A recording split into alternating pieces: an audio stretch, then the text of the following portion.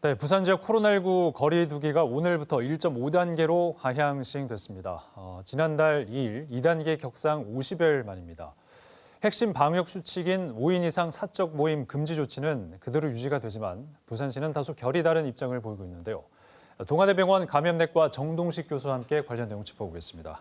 교수님 어서 오십시오. 네, 맞습니다. 네, 반갑습니다. 앞서 저희 리포트를 통해서 한미 정상회담 얘기가 나오기도 했습니다. 백신 외교 여기에 대해서 교수님께서는 어떻게 좀 평가를 하고 계십니까? 그동안 우리나라가 백신 도입하는 부분에 좀 순조롭지가 못했거든요. 네. 그런데 이번 한미 정상회담을 통해서 미국과 백신 협력 관계를 좀 더 강화했다는 부분이 상당히 의미가 있는 것 같습니다. 예.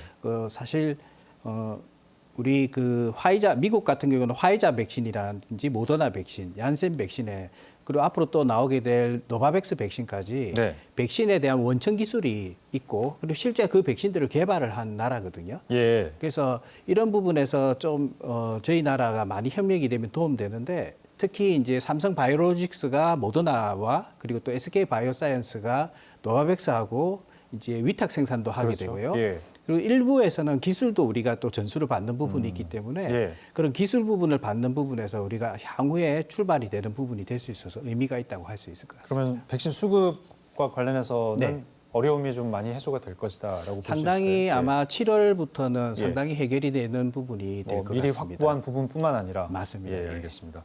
그리고 부산에서는 거리두기 단계가 1.5단계로 오늘부터 하향 조정이 됐습니다. 단계를 하향 조정하게 된 어떤 이유, 근거가 있을까요?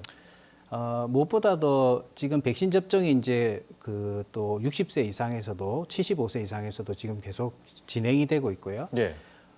우리가 백신 접종이 가장 그 부분이 있지만은 또 우리가 부산의 확진자 수 추이가 예. 조금 안정적인 상태로 좀 되는 부분이 제일 중요한 부분인데 우리 네네. 4월만 해도 하루 평균 확진자 수가 40명 정도가 그렇네요. 됐었는데 예. 지금 현재는 한 21명 정도로 좀 안정적인 추세가 되고 그리고 위중증 환자가 지금 한 6명 정도 됐는데 네. 저희 부산에서 위중증 환자를 다룰 수 있는 병상이 47개 있습니다. 예, 예. 그러니까 여력도 있는 거죠. 그래서 그런 부분에서 상당히 이제 안정적인 상태고 그리고 우리가 한 명이 몇 명한테 감염을 시키냐 감염 재생산 지수가 4월부터 1 미만으로 유지되고 최근에도 0.84로 유지가 되고요. 네. 그리고 우리가 조용한 감염을 의미하는 감염 경로 불명 확진자 수도 많이 줄었습니다. 예, 많이 줄었습니다. 네. 거의 한 주 동안 50명, 40명, 30명 생기던 게 최근에는 네. 26명으로 줄었거든요. 예. 그래서 그런 부분들이 지표들이 안정되지만 또 무엇보다도 거리두기 2단계를 장기간으로 유지하다 보니까 소상공인들이나 자영업자들이 예. 많이 힘들고 그리고 피해를 보는 부분이 많기 때문에 이런 부분들을 좀 고려한 것 같습니다. 네. 박정준 시장이 취임을 하면서 8인 이하 집합 금지로 좀 이걸 완화하자. 네. 지금 1.5단계로 내려갔지만 5인 이상 사적 모임은 여전히 금지되고 있는 그런 상황 아니겠습니까? 네. 이런 조금 효과의 필요성에 대해서는 어떻게 보고 있습니까? 그래서 사실 5인 이상 사적 모임을 해제하는 부분이 4월 중에서는 저도 이제 반대를 했지만 네네.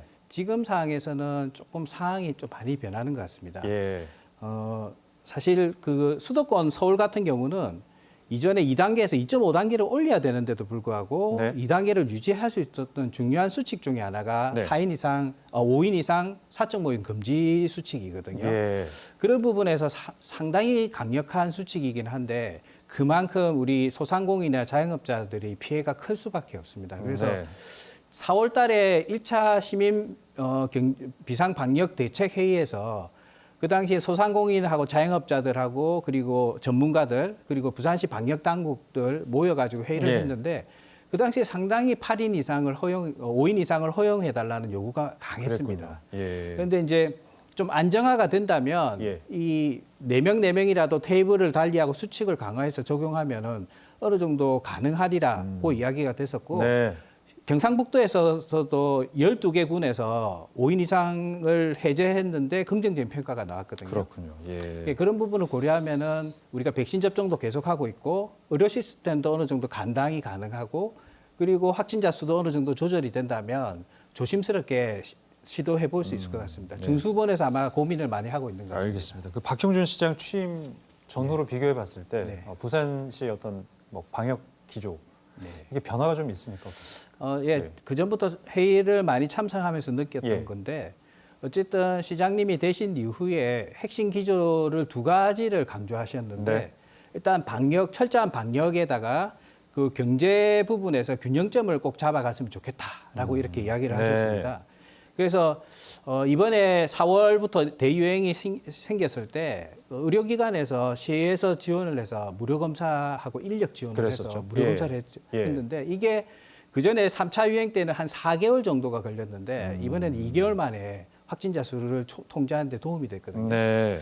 그렇지만 이제 아마 시장님이 후보 때 많은 시민들 만나고 상공인들 그리고 자영업자 만나면서 너무 안타까운 부분들이 많이 느꼈던 것 같습니다. 네. 그래서 철저한 방역에 또 균형의 경제의 균형점을 잡아가려고 노력하는 것 같습니다. 알겠습니다. 앞서 저희 이상준 기자 리포트에서 네. 부산의 코로나19 백신 접종률 또 네. 백신 접종 예약률 전국 최하위라고 이렇게 보도가 나갔습니다. 네, 네. 여기에 대해서는 뭐 어떻게 좀 저희가 이해를 할 수 있을지 짧게 좀 분석해 주시고 네, 마치겠습니다. 지금 사실 부산뿐만이 아니라 영남권, 대구하고 울산, 부산 이렇게 다 낮게 나오는데요. 네. 가장 큰 원인 중에 하나가 아마 그 전에 많은 이상 반응에 대한 젊은 분들의 이상 반응에 대한 보고들 때문에 영향을 미친 것 같은데 네. 좀 더 적극적으로 특히 고령층에는 또 백신 접종에 대한 안정성이 더 높다는 부분을 홍보가 돼야 될 것 같고 네. 시에서도 여러 가지 치료비 지원이라든지 이런 부분들을 이야기를 하고 있는데 좀 부산시뿐만이 아니라 언론이라든지 또 의료기관, 의료 종사자 쪽에서도 좀 더 이런 부분에 적극적인 노력을 좀 할 필요가 있을 것 같습니다. 예, 동아대병원 정동식 감염내과 교수와 얘기 나눠봤습니다. 말씀 고맙습니다.